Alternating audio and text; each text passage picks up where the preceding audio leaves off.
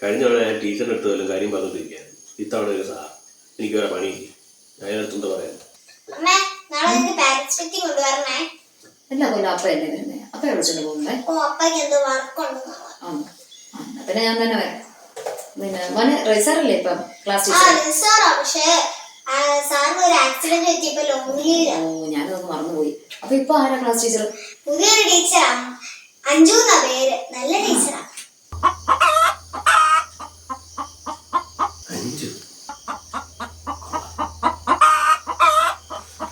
മോനെ എന്നാ പിന്നെ അപ്പ വരാം നാളെ കേട്ടോ.